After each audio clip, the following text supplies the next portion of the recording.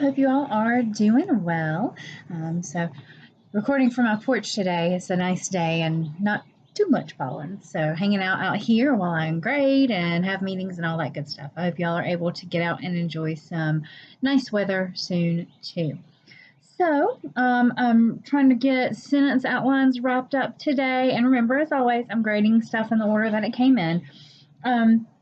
A few things that I've noticed with the sentence outlines, some folks are not stating a clear argument.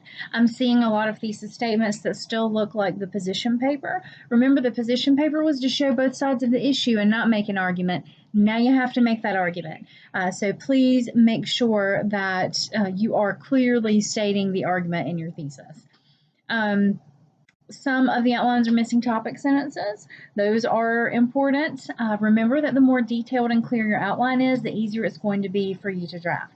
I have asked a few people to resubmit outlines because they were missing significant parts. So if that's you, please make sure that you get that in really soon so that you can get to work on your draft.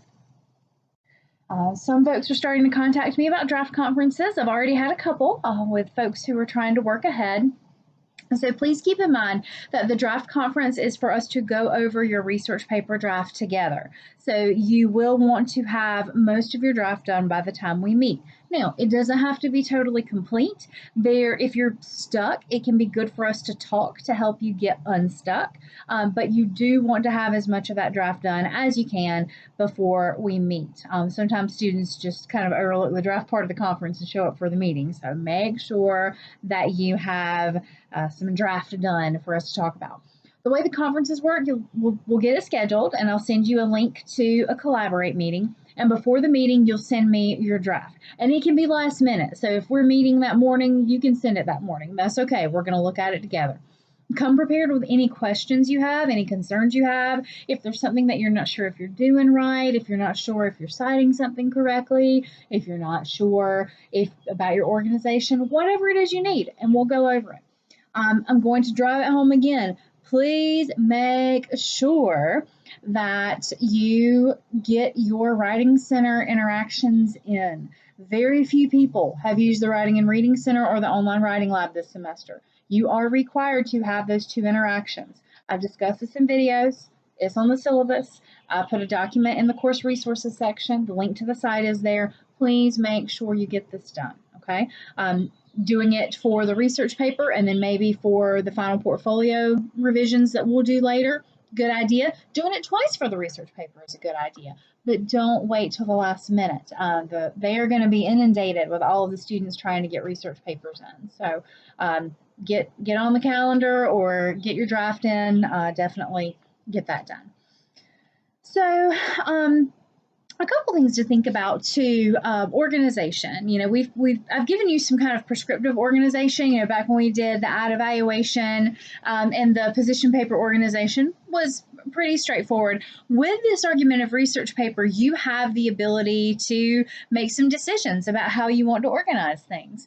One thing that I will encourage you to do is if there's background information on your topic, you do that first, and that you address your opposition, but you don't let your opposition be the last thing that you hit. If you address your opposition late in the essay, make sure you come back in and reinforce your argument. I'm seeing a lot of outlines that the opposition is the last thing that's discussed, and so I leave that outline feeling like you were on their side. So the organization is important. There's not one right way to organize an essay. You know, I gave you that sample sentence outline, but you don't have to follow that layout. But think about the effect of your organization. And one thing that I will encourage you all to do, I'm going to do a video next week about revising. And one of the things that I'll talk about in that video is reverse outlining. When you reverse outline, you write an outline of the essay that you actually wrote. So, you know, I told you all that this essay, this outline, I'm not going to like pull out your outline and go through your essay and grade you down if you don't do exactly what you said you would do on the outline in exactly the order that you said you'd do it. So, you know, you're going to have some deviations, right? The sentence outline is a plan. You're going to do what you need to do. You're going to make some changes. But sometimes you get a little lost in the writing process, and doing a reverse outline can let you kind of see the forest without all the trees getting in the way. So it's exactly what it sounds like. You go through your draft and you outline the main points that you talk in the order that you talk about them.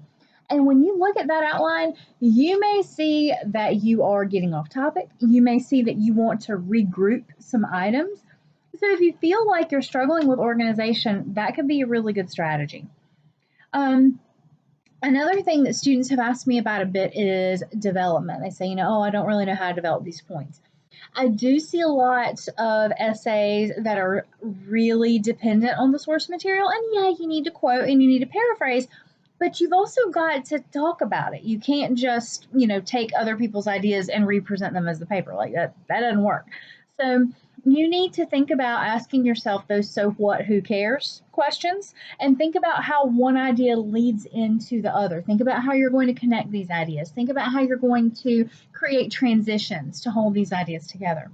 And with source use, I want to go back to the idea of the quote sandwich. Introducing a concept, providing information from your source, and then discussing it further. I've seen I saw it in some of the position papers, quotes that were kind of crammed together, either with no discussion between or very little discussion.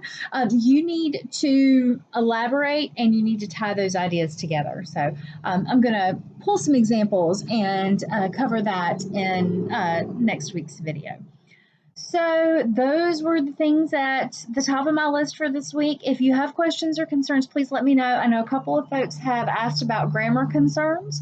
I will get some supplemental material to you on that soon. If you have particular questions or concerns about citing something specifically, whatever, just let me know. When students say, I don't know about MLA or I don't know about citing, if you can narrow that down to exactly what's giving you trouble, I can be a lot more helpful. So, as always, I'm here if you need me. On Friday, I may be a little bit hard to catch, probably going to be in and out a bit. But email me, drop into office hours next week, get those draft conferences scheduled, and let me know how I can help you. I hope you all have a wonderful weekend.